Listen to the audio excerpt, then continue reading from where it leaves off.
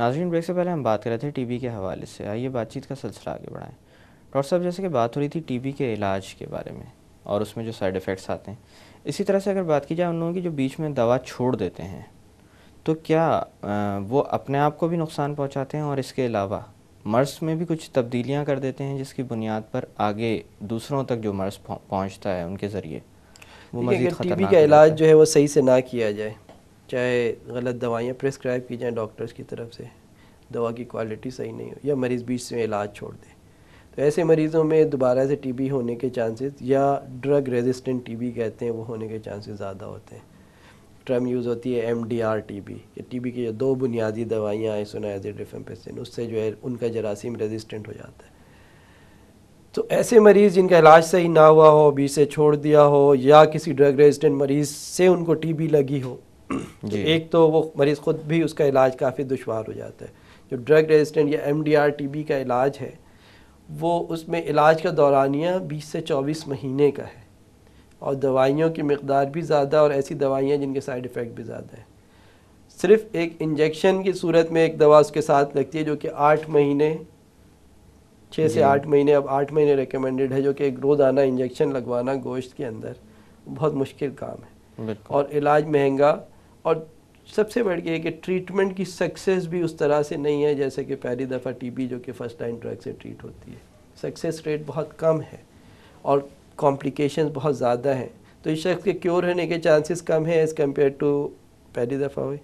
علاج کا دورانیہ 2 سال کے قریباً سمجھ لیں، 20 سے 24 مہینے، علاج مہنگا، مشکل، دواؤں بہت زیادہ سائیڈ ایفیکٹ، اور دوسرے اس درمیان میں جن لوگوں کو پھیلائے گا ان کو بھی ڈرگ ریزسٹنٹ ٹی بی پھیلائے گا، تو کمیونٹی کے لیے بھی تھریٹ۔ جی تو اس لیے یہ ایک کہتے ہیں کہ ایک نائٹ میئر کی طرح سے ہے ٹی بی کے معاملے میں، کہ کسی کو ایم ڈی آر ہو جائے، یا اور X D R T B کے ایک ٹرم آگے، ایکسٹریم ڈرگ ریزسٹنس، کہ اس میں جو فرسٹ ٹائم کی ڈرگس تھیں وہ بھی بنیادی جو ہے آئی این ایچ ریفامپسن وہ بھی ریزسٹنٹ ہو، انجیکشن بھی ریزسٹنٹ ہو کوئی ایک، اور ایک کوئنیلون گروپ ہے وہ بھی ریزسٹنٹ ہو، تو وہ پھر ایکس ڈی آر کہتا ہے، اس کا علاج اور زیادہ مشکل ہے ایم ڈی آر سے بھی زیادہ۔ جی دوسری میں آپ کے حوالے سے یہی بات کرنا چاہوں گا کہ ایم ڈی آر کا علاج، M D R T B کا علاج خاص طور پہ صرف ان ڈاکٹرز سے کرانا چاہیے، یا ان ڈاکٹرز کو کرنا چاہیے جن کو ایم ڈی آر ٹریٹ کرنے کے اندر تجربہ ہے۔ ہر ڈاکٹر کو اور ہر کلینک سے یہ علاج نہیں کرنا چاہیے۔ ڈاکٹرز کو بھی میرا یہ میسیج ہے کہ وہ بھی ایم ڈی آر کا علاج کرنے سے پرہیز کریں، اس کو کسی ایسے سینٹر میں ریفر کر دیں جہاں ایم ڈی آر ٹریٹ کرنے والے لوگ یا اس کے اسپیشلسٹ موجود ہیں، یا اس کی فیسلٹی موجود ہے، کیونکہ اس کا ٹریٹمنٹ آسان نہیں ہے۔ سو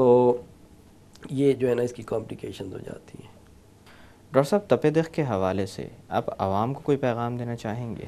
جی، میرا پیغام جو ہے خاص طور پہ ٹی بی کے مریضوں سے بھی اور عام لوگوں سے بھی یہ ہے کہ ٹی بی قابل علاج مرض ہے، یہ ایک انفیکشن ہے جو ٹریٹمنٹ سے مکمل طور پہ ٹھیک ہو جاتا ہے۔ تو ٹی بی کے مریضوں کو نہ تو آئسولیٹ کرنا چاہیے بہت زیادہ، نہ ان کو بالکل ہی جو ہے نا اس طرح سے ڈپریس کرنا چاہیے جیسے آپ نے بات کی۔ مریضوں کے لیے پیغام ہے کہ جس کے اندر بھی علامات ہوں، کہ جی کھانسی رہ رہی ہے، ان ایکسپلین ویٹ لاس ہو رہا ہے، بخار رہ رہا ہے، 2-3 ہفتے ہو چکے ہیں، تو اپنے آپ کو ٹی بی کے لیے اسکرین کروائے، اور اگر ٹی بی کنفرم ہو جاتی ہے تو علاج جو ہے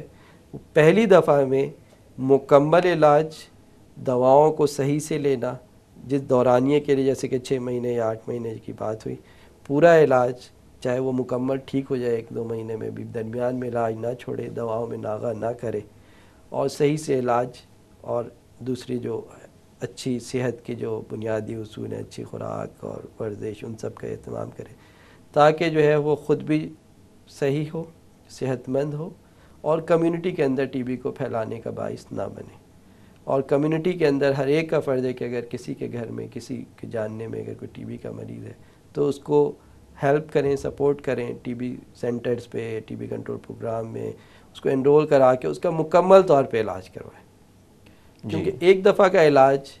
اس کو کیور کر دے گا، اور علاج کے درمیان میں چھوڑا گیا تو وہ کمیونٹی کے لیے بھی تھریٹ ہوگا، اپنے لیے بھی تھریٹ ہوگا، اپنے لیے بھی نقصان دہ ہوگا۔ یہ میں مریضوں سے۔ ڈاکٹر صاحب، ایک دفعہ پھر آپ کا بہت بہت شکریہ کہ آج آپ تشریف لائے، بہت ساری اہم معلومات ہمیں فراہم کی۔ آپ کا بھی بہت بہت شکریہ کال کرنے۔ Thank you. ناظرین، پروگرام کے اختتام پہ جو بات میں آپ سے کرنا چاہوں گا وہ یہ ہے کہ جیسے آج کے پروگرام میں بات ہوئی اس چیز کو سمجھنے کی کوشش کریں کہ جو لوگ بیچ میں دوائیں چھوڑ دیتے ہیں وہ مرض میں تبدیلی کا باعث بن رہے ہیں. ایسی تبدیلیاں جو کہ ڈاکٹرز کے لیے آج کے دور میں بہت خوفناک ہیں. مثال کے طور پر جیسے ایم ڈی آر اور ایکس ڈی آر کی بات کی گئی، ایک تو ان کا علاج بہت طویل ہے، اس پر تخمینہ زیادہ آتا ہے. اس کے علاوہ وہ لوگ جو کہ علاج کے عمل سے گزرتے ہیں اگر وہ ٹھیک بھی ہو جائیں تو معذوری کے امکانات ان میں بہت زیادہ ہوتے ہیں ان ادویات کے سائیڈ ایفیکٹس کی بنا پر. اسی طرح سے جس طرح کے عام ٹی بی کے مریض میں ٹھیک ہونے کے امکانات ہوتے ہیں، ان مریضوں میں اتنے امکانات نہیں ہوتے کہ وہ اپنے مرض سے چھٹکارا حاصل کر سکے گا. تو برائے مہربانی ایک دفعہ جب علاج شروع کیا جائے تو اس کو صحیح طور پر کیا جائے اور مکمل کیا جائے. سب سے پہلی اور سب سے اہم بات ٹی بی کے حوالے سے یہی ہے. دوسری بات یہ کہ علاج کب کروایا جائے، یا ایک دفعہ یہ معاملہ اگر سامنے آ گیا ہے یا یہ شک دل میں پیدا ہو گیا ہے تو کب ڈاکٹر سے رجوع کیا جائے. اس کی مثال ایسی ہے جیسے گھر کے اندر کوئی موذی جانور گھس آیا ہو جو آپ کو، آپ کے گھر والوں کو نقصان پہنچائے گا. آپ پہلی فرصت میں یہ چاہیں گے کہ اس جانور کو گھر سے باہر نکالا جائے یا ختم کر دیا جائے. تو ٹی بی بھی بالکل اسی طرح ہے کہ جیسے کوئی موذی جانور ہو جو سب کو نقصان پہنچانے کے لیے گھر کے اندر داخل ہو چکا ہو. جلد از جلد علاج کروائیں اور مکمل علاج کروائیں. انہی الفاظ کے ساتھ میں ڈاکٹر اکرام آپ سے اجازت چاہوں گا. اپنا خیال رکھیے گا. اللہ حافظ.